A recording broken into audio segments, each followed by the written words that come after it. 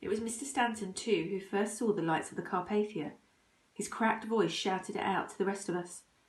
Some did not believe it at first, because the rise and fall of the swell intermittently hid the lights from us, but soon they were quite unmistakable.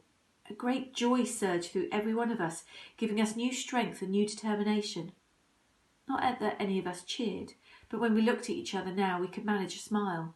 We knew we had a chance to survive. Those lights of hope, lights of life, for that's what they were for us, drove away the darkness of our despair and the agony of the cold too. Mr. Stanton's arm came round my shoulder. I knew he must be hoping what I was hoping for, that his wife and his daughter and Kaspar might be there on the Carpathia and safe. We did not know at the time, but we were the last survivors to be picked up by the Carpathia. I went up the rope ladder ahead of Mr. Stanton. My legs were so weak that I wondered often as I climbed whether I could make it or not.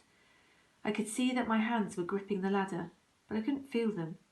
It wasn't strength that got me up the ladder. It was nothing but the will to live.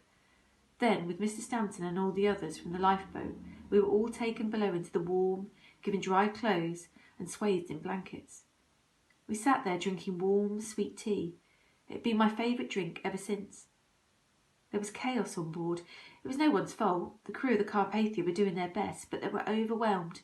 They were busy just coping as best they could.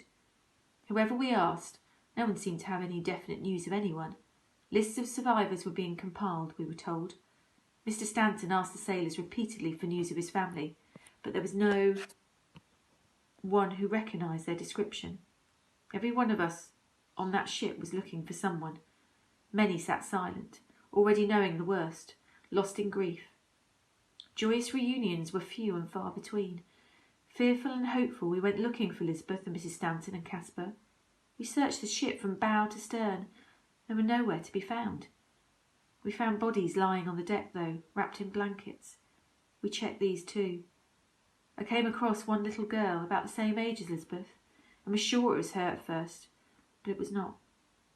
We looked everywhere we could think of, asked again and again the same question. The last lingering hope left us was that they might still be out there at sea in their lifeboat. The two of us went to the ship's rail, but all the lifeboats we saw floating around the ships were already empty. We scanned the sea all around, searching the horizon. There was nothing. At that moment of utter despair, we heard a yowling from behind us. We turned. There were all three of them, shrouded in blankets, only their faces showing. It was a strange and wonderful reunion for all of us. We stood there on the deck for many long minutes, our arms around one another.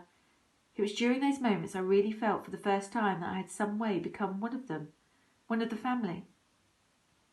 Crowded in a cabin below with other survivors, we slept and told our stories and slept again.